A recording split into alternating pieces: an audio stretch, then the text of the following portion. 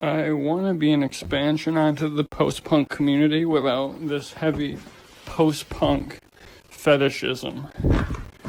Now you could say that it seems to be similar to fetishism to stuff like Throbbing Gristle and SBK, but I don't want to be like Molchat Dama or Doma, like the heavy synth, really like revival. I just want to come in a new direction that pays homage to some of the subgenres of the post-punk. Because I think that we're living in a society that appreciates post-punk more. And I create atmospheric punk rock in the post-punk philosophy. I am inspired by Joy Division and Throbbing Gristle. I absolutely love Throbbing Gristle. Throbbing Gristle is one of my favorite bands currently. I'm pretty proud to say that. Absolutely love Throbbing Gristle. Right here in my thing, Second Annual Report is one of my favorite albums in my collection. That and Gift Gas and Cream Horn. I loved all the bootlegs, and I loved all the, regular albums. 20 Jazz Funk Greats was one of my biggest influences on making art in the first place. And, of course, on top of that, I have Joy Division's Closer. And I show this off in a lot of my music. If I ever do visual things and I have a chance, I'll show off my copy of Closer. Closer is one of the best albums of all time. Of course, there's Information Overload Unit, which I keep in my closet, hidden away, by SPK. SPK is one of the best industrial bands of all time. Just objectively speaking, they have the most industrial, great, rhythmic, all that good stuff, but it's gritty, it's uncompromising, which I like about industrial. I like it when it's better, I like it better when it's grittier, more lo-fi, more dark in tone. Now, let's just say this. SPK has some of the most consistent aesthetics of any of the early industrial acts. So I'm saying that SPK kind of comes over Throbbing Gristle or any of those other people. Throbbing Gristle is more akin to something like Monty Kazazza, in my opinion.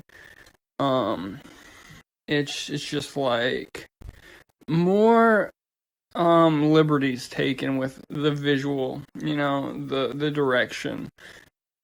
Of course, SBK is one of those bands that just works on every level that they're trying to convey themselves on, and I respect that a lot. And, I try to take that influence for my aesthetics, my aesthetic value, a consistent, uncompromising view of just all just consistency. Let's just say I'm fixated on consistency. Throbbing Gristle is a little bit improvisational, not only in their music, but kind of in their aesthetic choices and their song. I don't know how to explain it. It's very manic. It's all I feel like 20 Jazz Funk Greats is kind of just all a compilation. Of course, all these albums are kind of like compilations. Let's just be honest. Second Annual Report is probably not like a compilation, but it is a compilation. Yeah. They're all compilations. SPK doesn't do the compilation thing. The best things about Throbbing Gristle is that it sounds great. And it works perfectly, even in, the compilation sense. It still feels like an album. The philosophy behind Scum is more or less fixated on the process of recording the tracks. There's a large gap in consistency when it comes to Scum and the projects themselves. Some projects being very thought out and thorough, while some projects being less than enjoyable. The process is, if I think the process itself was rewarding to me, I'll normally release it, even if I have problems with the recording sessions. I am very bad with personal bias towards the sessions, and if I have fun recording something, I'll usually release it, even if it's mediocre or subpar. My main goal is to come up with as many good albums as possible, in as many good projects and as many good ideas as possible, creating this very stream of consciousness process for Scum Alice. Scum Alice itself is a very stream of thought, just style of project. I hope this clears up a bit of the context. It's very just dissociative in sound, because of just the very unorganized, unconcentrated realm of thought. And the projects get released as is, even if they are mediocre. And these projects, there's a lot more mediocrity in those, because I release so many too. Remember that in bulk, certain ideas can be watered down quite a fair bit, and that is one of the problems what happens when you record in bulk. And just the sessions themselves are mostly just like ideas and sounds. You sample these sounds, you cut these sounds up, you make new albums with those sounds and projects. These are ideas, these are all sorts of things. And that's my a big goal of mine is to create this idea project where not only is the sounds I put out just like the end product. They're obviously not the end product, because they're not finished, they're not flushed out ideas. They're mediocre in the sense that they're just not that flushed out, they're just not that consistent.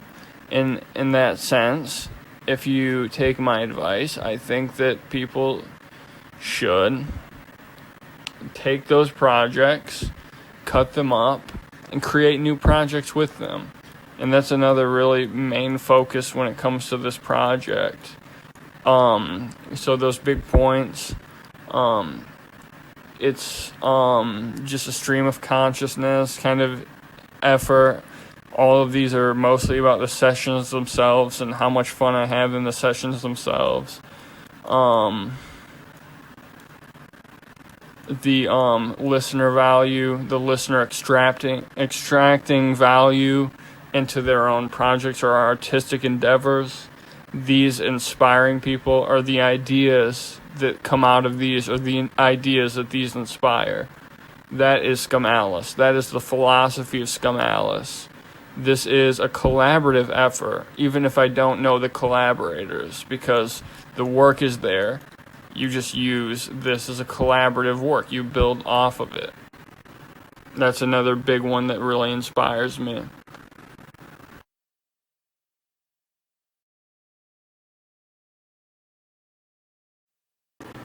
My current process with Scum Alice is this obsession with like a maybe a nostalgia-like idea of maybe a dissociative consciousness state of consciousness of a dissociative. Yeah. So the idea is essentially to create this kind of like lobotomized mind state of just like you're not quite there. you don't know how to what to make of the world. Maybe like in a prior to sleep state or a very early waking up state. I'm also very focused on fixating my vision on nature currently. That's what's been going on with the sound, just a fixation on nature and mind states that are almost dissociative. Not trying to be like negative towards people who deal with dissociation or use that as a prop. I think that it's just a very real mind state that you have to really bring attention to or awareness to. Maybe utilize that state of consciousness in order to create an unease in the listener, because it's a very uneasy and powerless feeling. And I think that bringing powerlessness into the sound of my music really does work wonders, in a sense, to give that emotional value to my music. American life is inherently dysfunctional, but instead of trying to rebel against that dysfunction, I really want to bring out the kind of reflection or being introspective towards that dysfunction. I kind of embrace it, just because I can empathize with that way of life, the dysfunctional way of life.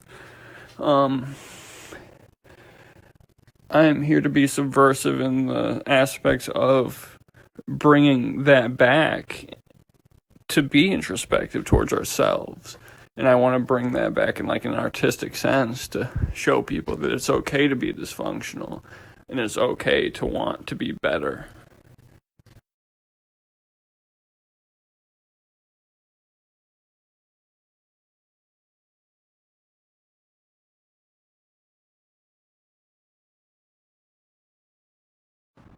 I have a feeling that the concept of superstition, spirituality, doesn't have to play a role in some mystic kind of realm, but a role that could be attributed to one's organization of mind.